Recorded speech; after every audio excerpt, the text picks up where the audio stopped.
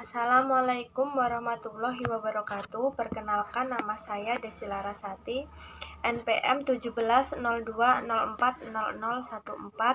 semester 7, mata kuliah Hukum Bisnis.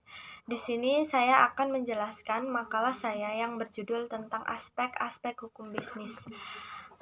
Aspek-aspek hukum bisnis itu diartikan dari hukum bisnis itu sendiri adalah suatu perangkat atau kaidah hukum, termasuk informannya yang mengatur tentang tata cara pelaksanaan urusan atau kegiatan dagang atau keuangan yang dihubungkan dengan produksi atau pertukaran barang atau jasa dengan menempatkan uang dari para entrepreneur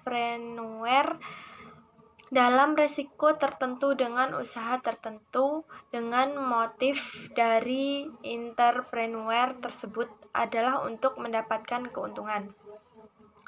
Baik, yang selanjutnya yaitu pentingnya hukum bisnis bagi pelaku bisnis atau ekonomi.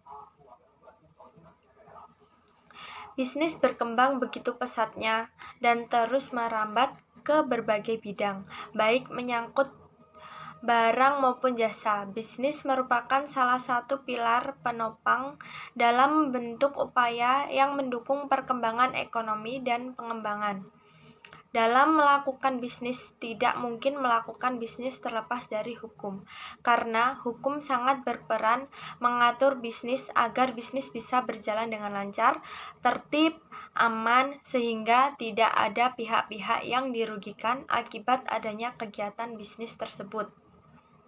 Contoh-contoh hukum yang mengatur di bidang bisnis: hukum perusahaan, diantaranya PT, CV, firma, kepahilitan pasar modal, penanaman modal atau PMA, PMDN, kepahilitan likuiditas, merger, dan lain-lain. Aturan-aturan hukum itu dibutuhkan karena pihak-pihak yang terlibat dalam persetujuan atau perjanjian bisnis itu membutuhkan sesuatu yang lebih daripada sekedar janji serta itikat baik saja. Adapun tujuan-tujuan hukum bisnis dalam perusahaan. Hukum yang diberlakukan memiliki tujuan yang dikenal dengan tujuan hukum menurut Van L. G. Van Apeldoorn. Tujuan hukum yaitu mengatur pergaulan hidup secara damai. Selain memiliki tujuan, hukum juga memiliki fungsi. Fungsi mengacu pada tujuan hukum. Beberapa fungsi hukum diantaranya hukum sebagai sarana penyelesaian pertikaian, pencapaian keadilan lahir batin, dan sebagai sarana pembaharuan masyarakat.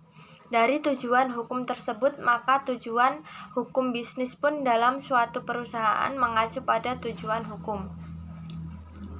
Di antaranya, ruang lingkup hukum bisnis dalam perusahaan. Kegiatan usaha juga tidak hanya meliputi pembuatan wadah saja, tidak juga perbuatan bisnis juga meliputi hak kekayaan intelektual seperti merek, paten, desain industri, dan rahasia dagang. Adapun orang-orang perantara dalam perusahaan diantaranya yaitu agen dagang, makelar, dan komisioner. Terima kasih.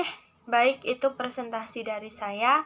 Bila ada kesalahan saya mohon maaf. Saya akhiri. Wassalamualaikum warahmatullahi wabarakatuh.